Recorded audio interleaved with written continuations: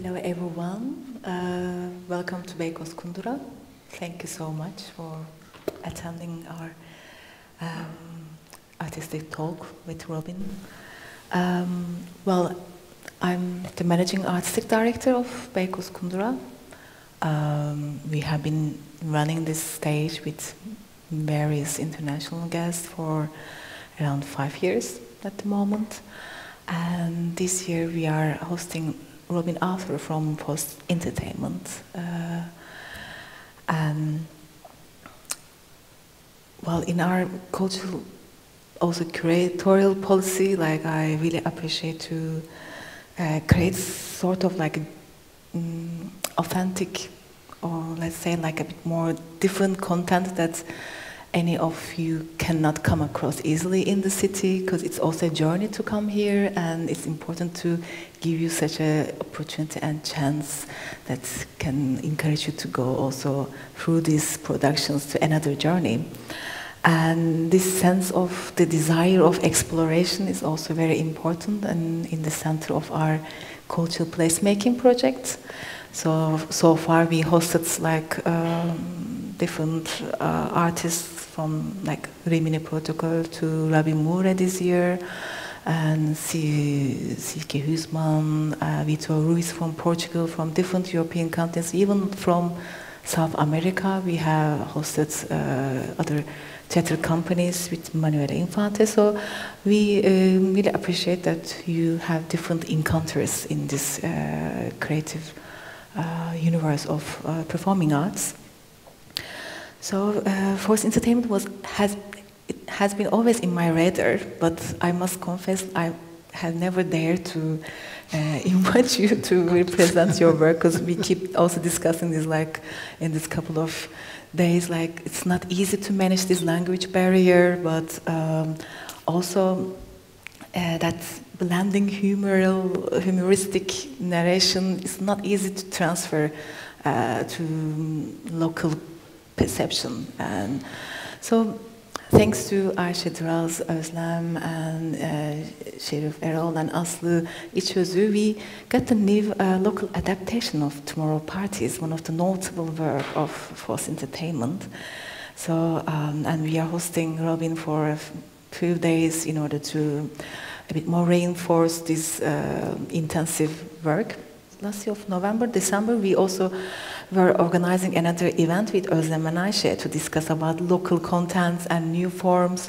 Year after, while we are all involved in such a production, like I understand now, we are like answering those questions about what does it mean locality in the new form of content. I think that's a perfect performative answer, let's say, all the questions that we asked during our event. And yeah, and in this curation that I'm working as a documentary filmmaker who works with ethnographic methods, these research methodologies are very much my interest in the center of my practice. And that's why I was always involved in like following up your works, also like other devised and also other like reality-based, research-based, and mostly process-based, let's say, content. Because I love this blurring in between concepts, in between reality, in everyday practice, and how it reflects in such a performative form and content. And of course, this tangibility and intangibility is a part of this entire Beykoz Kundura story within the memory and the factories, bodily performance, and this it's all like inspire us to actually make this program and commit our time and our energy to such a productions. And yeah, I'm kind of like start a little bit about this sense of research, sense of like working collaboratively, because you are 4 or 5 makers in Forc Entertainment. Like asking myself also like this, in this process-oriented approach, like how does it mean to you working collaboratively? I mean, I'm curious about how to explore this approach in decision making. And yeah, I would like to elaborate a bit and explore with you, actually. Sure. I mean, yeah, so just for people who need a bit of background information, Forc Entertainment is a group of 6 artists that have been working together for 40 years, which, oh God, it's so embarrassing to say that, but there you go.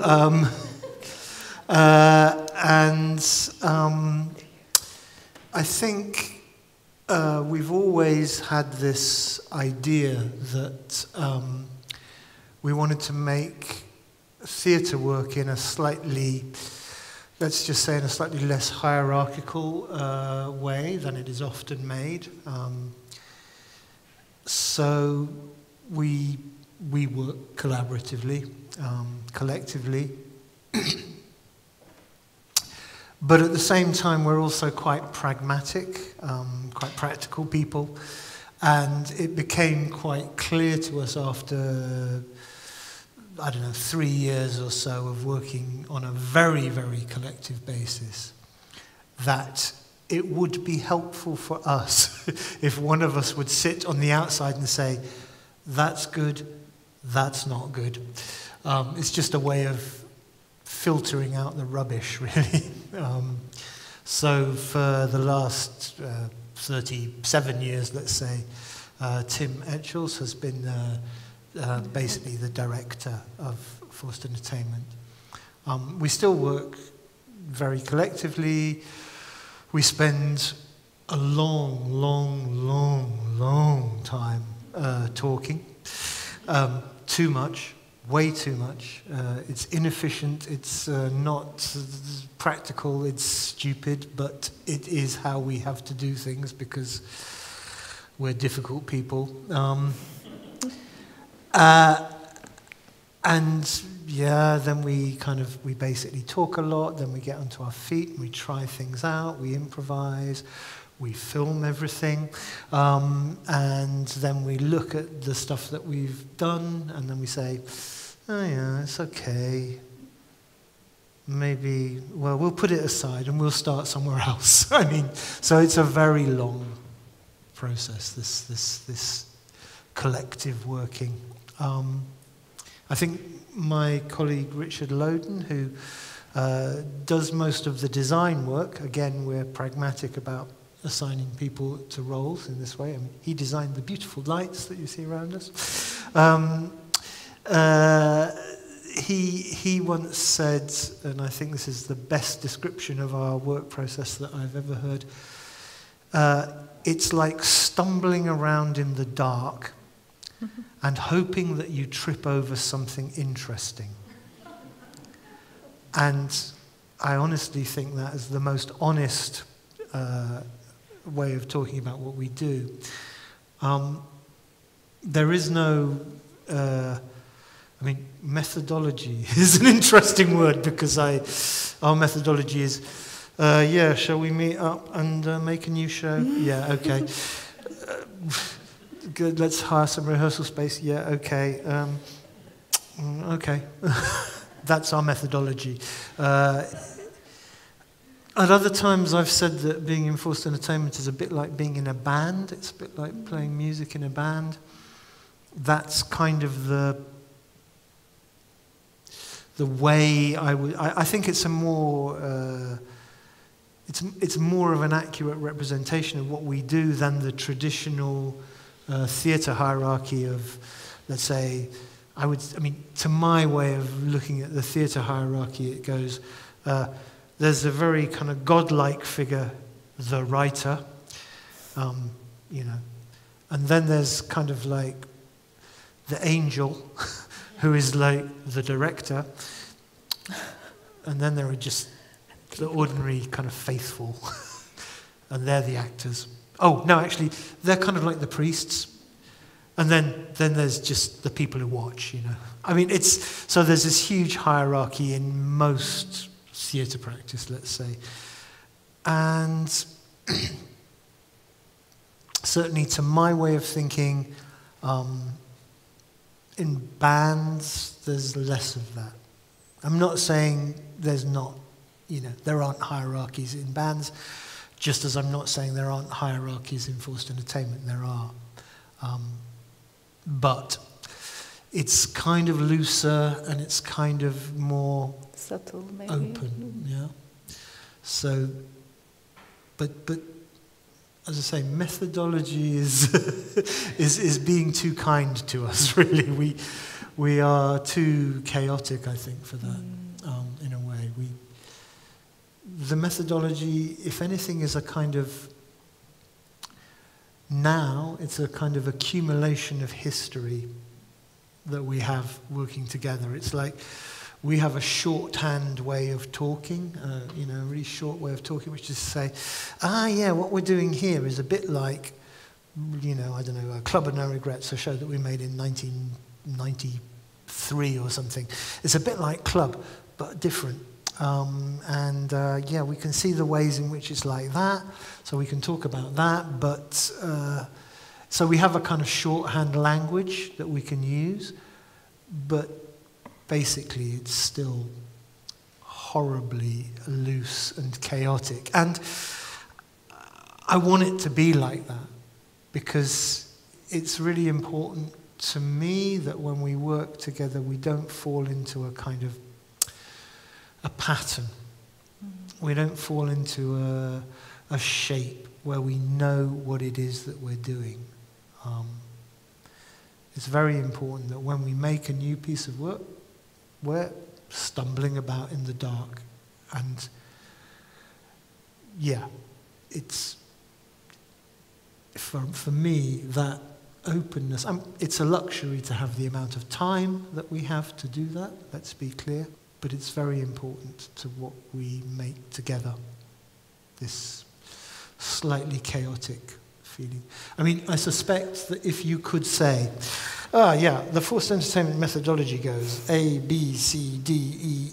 I don't know. I mean, if you can describe work in that way, I don't want to watch it.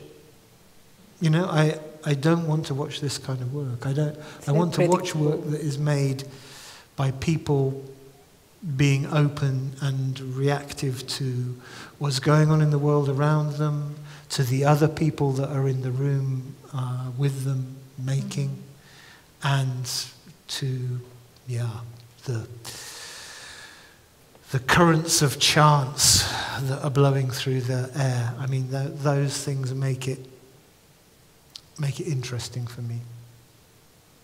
So, sorry, it's not very helpful. No, I'm just also thinking methodology just creates borders and frames, which does not actually fit in this process. And actually also on the other hand, slowness is as we just talked, the core of creativity, and it is a luxury. Yeah. It is, But I'm still thinking whether we should know what we are looking for while we are not really, even though we know what we are doing, I mean, it's not easy to manage that. No, it's not. And I mean, I think, again, I'd sort of say, for us, part of that knowing what we're looking for is partly to do with history, our history together, working together. So God knows what we were making when we first started, because we didn't have any history. But nowadays, at least we can refer to that. And it's also about learning things about the people that you work with, and learning to trust or mistrust certain things about the way they work and think and so on. I mean, so those things are kind of important. I mean, we also like to work with people from outside our core group. Most shows we make these days have at least one collaborator from outside of our core group, which is just a way of keeping the old people awake. It's like introduce some fresh blood. but it's also it's kind of good because it makes us, yeah, okay, yeah, we have to think about what this guy's brought to the process, or we have to think about what this woman's brought in. They're very different from what we would have normally made. It's good, but it also takes place in a context where kind of, yeah, we have also our own codes and practices that we kind of rely on, I guess. You have a grammar, actually. You have a vocabulary, you have a language, sure. So... And just to be clear, individual shows that we make very often have a very fixed and rigid kind of grammar or framework. So tomorrow's parties, the show that will be on here quite shortly. When does it open? 25th of January. Do put it in your diaries. It's a very fixed and specific set of linguistic and spatial rules. I mean, you know, it's exchange of two performers, one male, one female, exchange kind of visions, if you like, of what the future will be like. So every text begins, in the future, this, and this, and then the other person goes, or in the future, this, and this, and then the other person goes, or in the future, this, and this. So it's a kind of exchange that takes place over time. It's very, the format doesn't change. I mean, they don't do a dance halfway through, or there's not kind of like, I don't know, a bit where suddenly they act out a scene from Shakespeare or something. It's all just that. It's very fixed. But yeah, the piece that we made after this was completely different. I mean, totally chaotic and messy, and involved us playing musical instruments, which is very stupid if you know how musically inept we are. I mean, we're very bad at music. So it had all sorts of really strange different other things. So I guess in a way, although in the individual pieces we might be looking to establish a very fixed kind of grammar, when we start work on the next piece, it's always like, okay, we did that last time, let's do something different. And very often the pieces exist in a kind of slightly antagonistic relationship to one another. So, you know, like I say, we made this piece, which is fairly, let's say, minimal, at least in terms of space and concept. And then we made this other show, which is very chaotic and messy and has, you know, 6 performers in and lots of different costumes and lots of different kinds of text and kinds of relations. So, yeah, very often we go from things that are kind of quite, let's say, minimal to things that are very maximal, and then back to minimal things. So there's a kind of relational movement in there. But I think we'd be very surprised if we made a piece like Tomorrow's Parties, and then we said, you know, oh, let's make another, like Tomorrow's Parties was a really good show, let's make another one that's a bit like that. They could both stand in the middle and they could say, in the past, you know, people did this, and this. I mean, it's no. It's not possible, I think, for us to work that way. Yeah, that's important to embark on a different way and different approach. Yeah. But in that, on the other hand, you are really open to create different adaptations.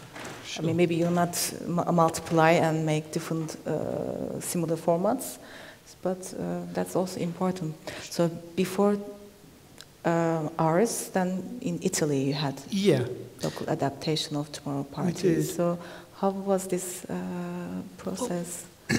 I mean, I have to say that when you're working with this piece, Tomorrow's Parties, there's a text, it exists.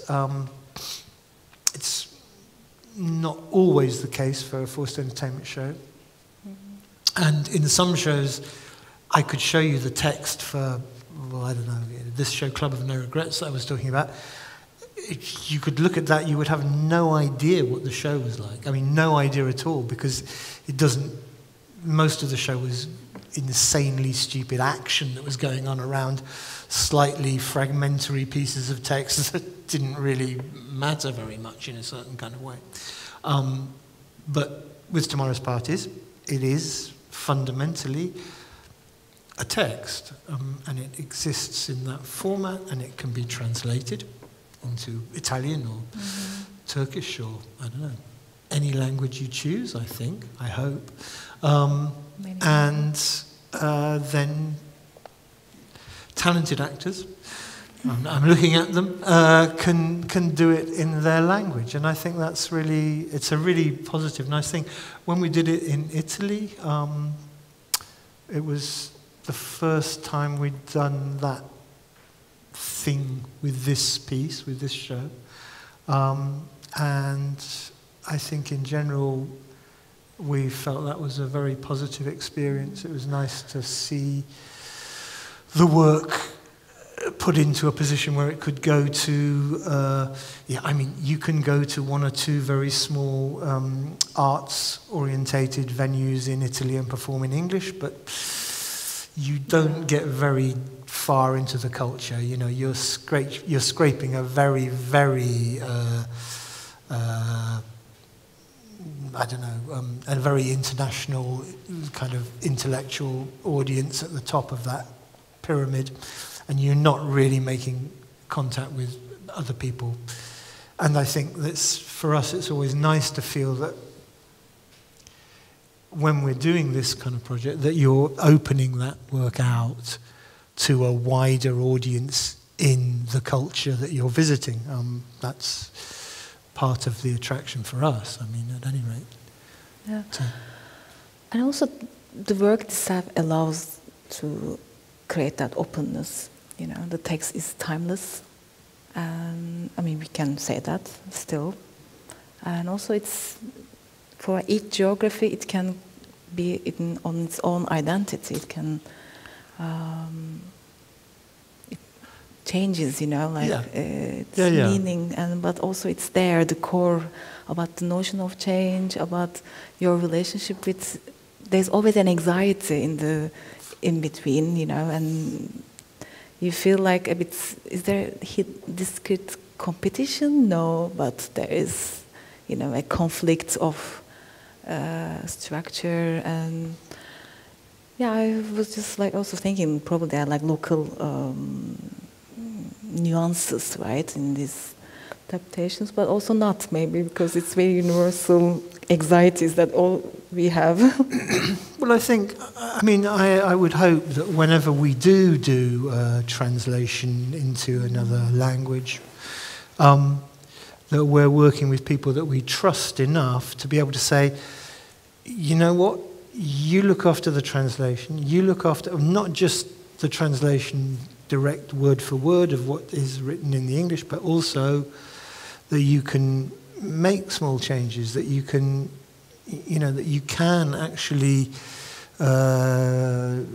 phrase things differently if that's how it works in your language, in your culture. That's really important. It's not a kind of completely rigid, you know, structure. It's got,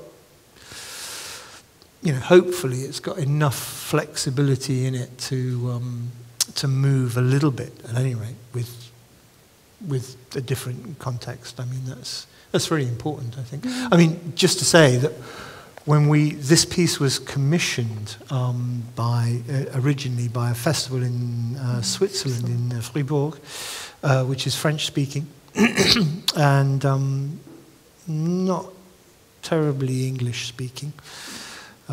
It's like if you go to, you know, the German-speaking part of Switzerland, everybody speaks English. If you go to the French-speaking part, some people do. And they said, look, we really, really need you to be able to surtitle it, because otherwise people here won't come, they won't.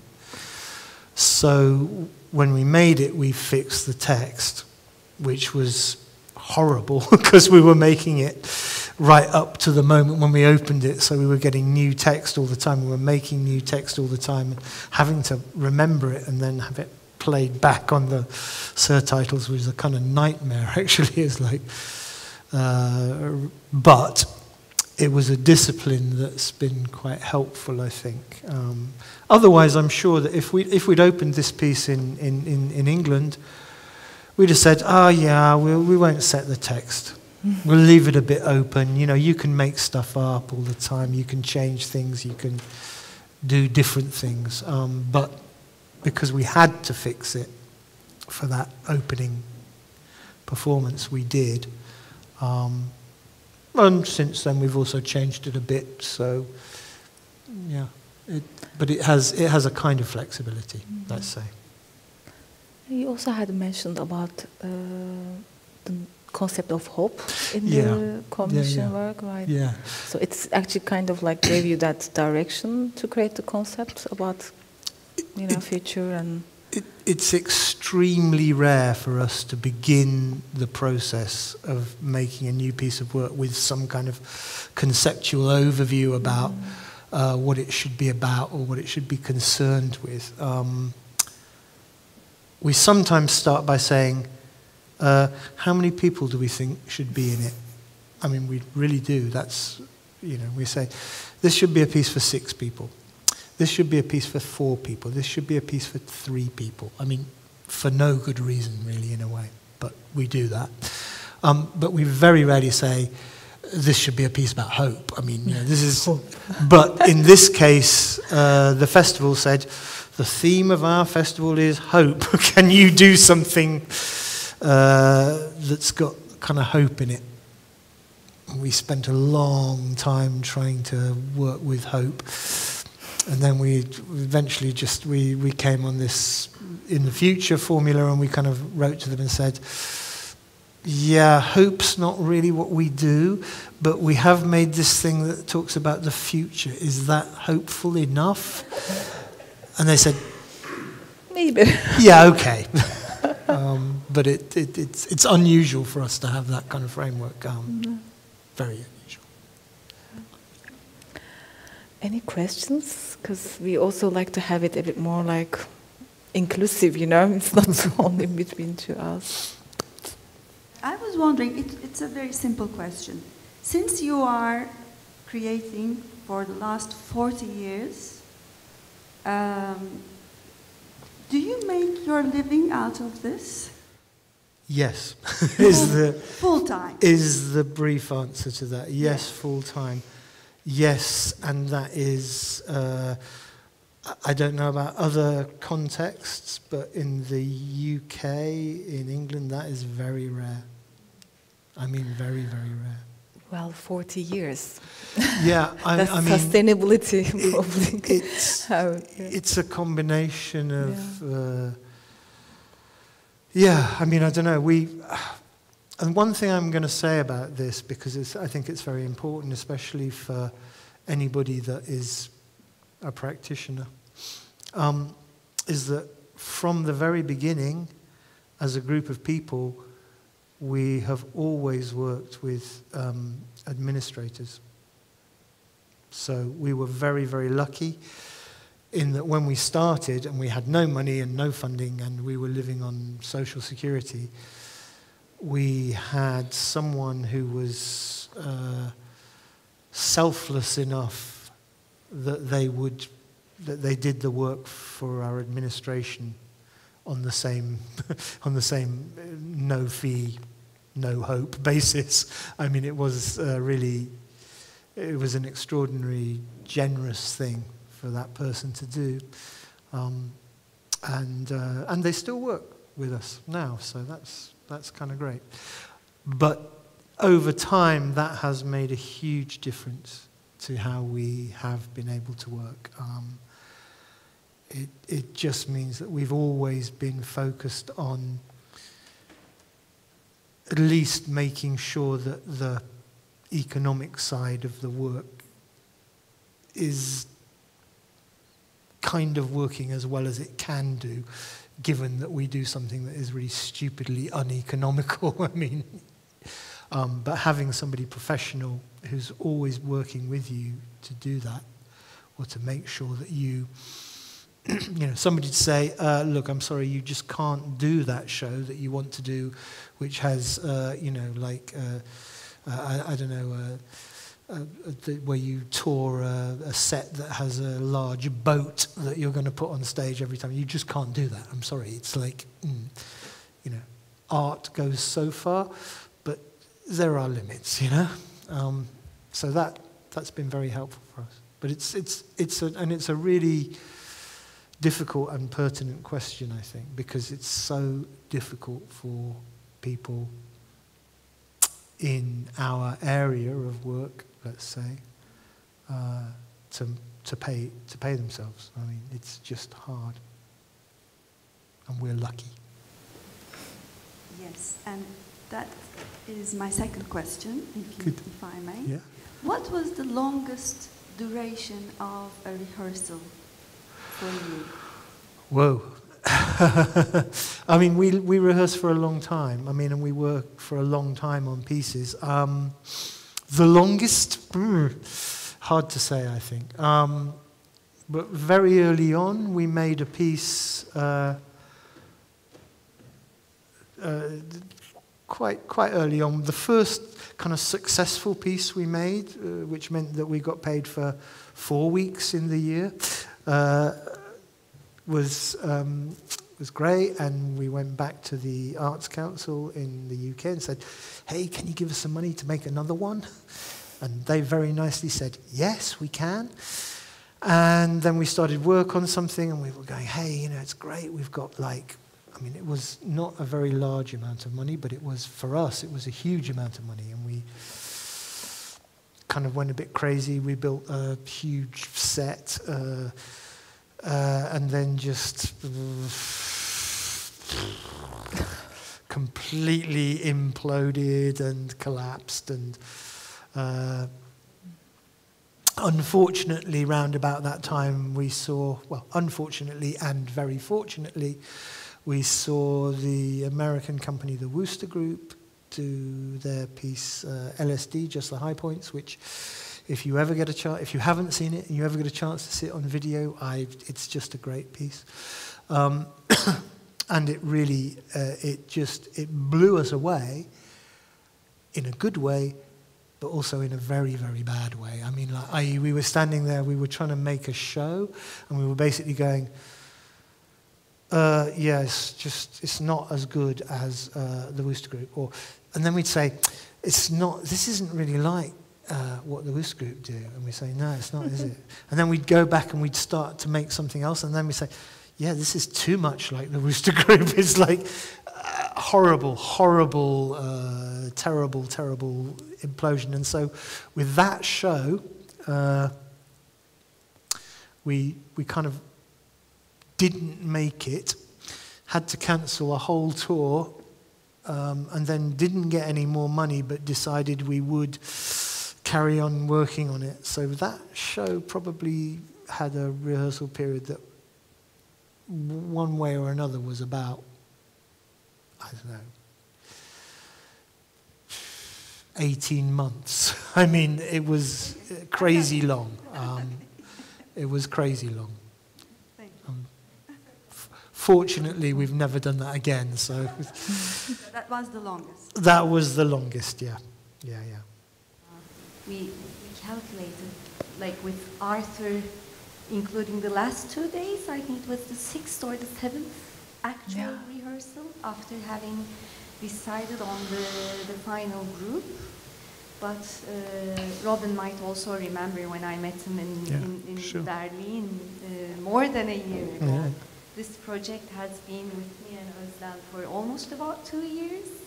And since Beykoz Kundura got involved, we were trying to we were working on the translation that Semih did as the first draft, but then Şerif and Özlem and I, like, it was a long time that we had to work on the adaptation, localizing it, keeping it true to its spirit, but also updating a few things and making sure that it resonates with the local audience. So, I mean, the whole process has been about 2 years, but the actual rehearsal recently, I think this is a challenge when it comes to translating the text. I feel like, but we had this like perfectly well made, thanks to you all. I was also like talking to you about the endings. Mm-hmm. How do you deal with this? Creating the end, or with this attitude of having multiple endings?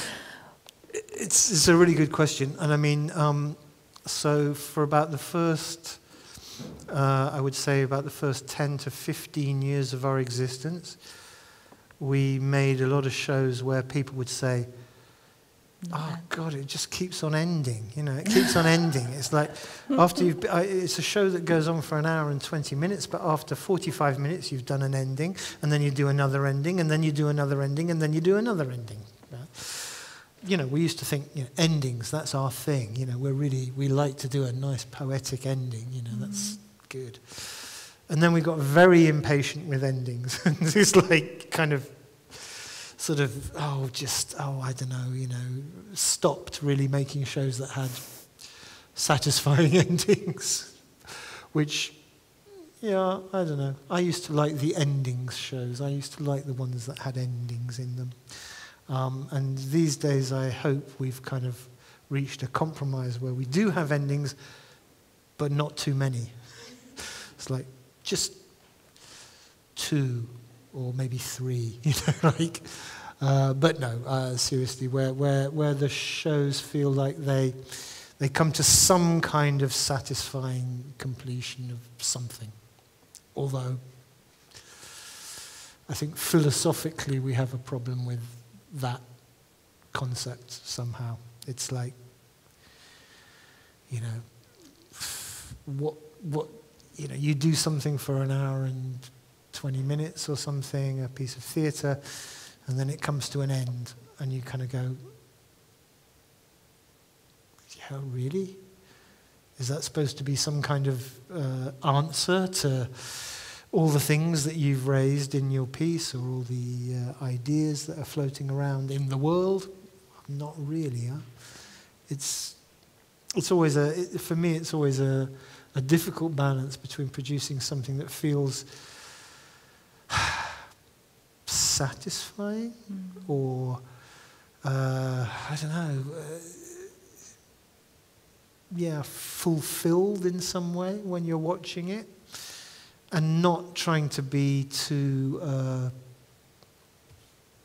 I don't know, not trying to make it too easy, you know, to say, oh yeah, well that's the end, bye-bye, you know, it's like, okay, good, yeah, we talked about some difficult things in there, but, you know, it's all come to a nice poetic ending, so that's okay, you know. For me, those things are always in an uneasy balance, let's say. Endings and continuations are there. Yeah. Yeah, I mean, sometimes we don't need an ending. But in the Tomorrow Party ending is one of my favorite parts, by the way, and because there is an end without any ending, and it's all bits of syllables, voice, sounds, and words and sentence, like it creates another cycle in a cycle, and that's why I feel like there's a great mastery about using language in your work, and I think it's also endings.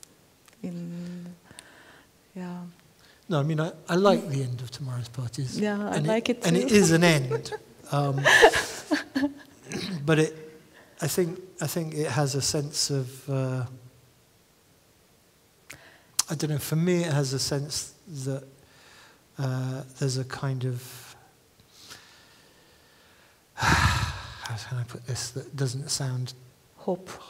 Doesn't sound horrible, actually. It's kind of like, doesn't sound like, don't come, it's really a difficult show. It's not like that. It's kind of quite an easy show. It's got lots of good jokes in it, I think. But nevertheless, after 70 minutes of watching these two people constantly making new visions of the future, to me it reaches a point where you feel that, although of course they haven't answered anything like the future or what it might be, they've just scraped the surface, but you feel, I think, their exhaustion or it's like they reach a point where they say, look, we've been giving you this stuff, all this stuff, and it's kind of like they're saying, now we're tired, actually, and we really need to stop. And I think also for people who are watching, there's a little bit of a sense too, you know, you've also been absorbing all this stuff, and it's kind of like when the performers can say to the audience, it's almost like they're saying, have you had enough? And the audience is going, it's been very nice, but yes. That's a nice place to end, I think. And it kind of feels like that to me when I watch it. I think there are other things going on in there as well. Yeah. But that. But I don't know. Somehow it makes me feel happy at the end. You know. Good. So that's good. Yeah, pessimism, optimism is also another dichotomy, you know, in the text. But yeah, well, you know, hope. Hope is still in there. It's still in there always. Well, it's what makes us keep alive, you know. Yeah. Any questions? No.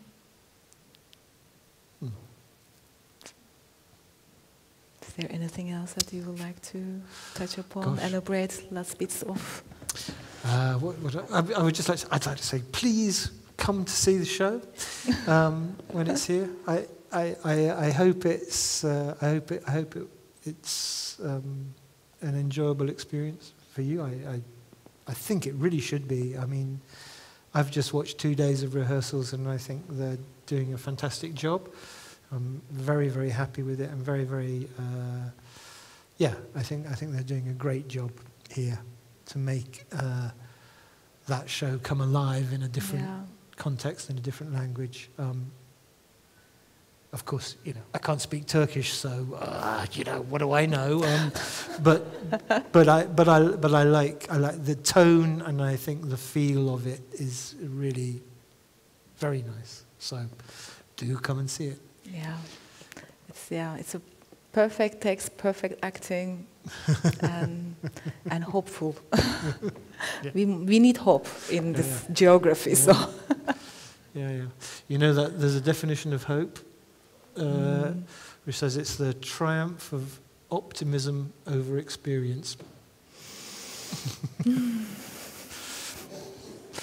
I don't know. It's not very hopeful, but kind of it is true. For sure, yeah. Well, thank you so much. Well, thank you. It's a pleasure to have you, and it's a pleasure to collaborate with you and with our local artists. Well. We hope that it's only one quick, short introduction, and we really hope to have a longer, sustainable collaboration. I mean, 40 years, you know, it's the first time, so we need more first times. Oh, thank you. Thank you.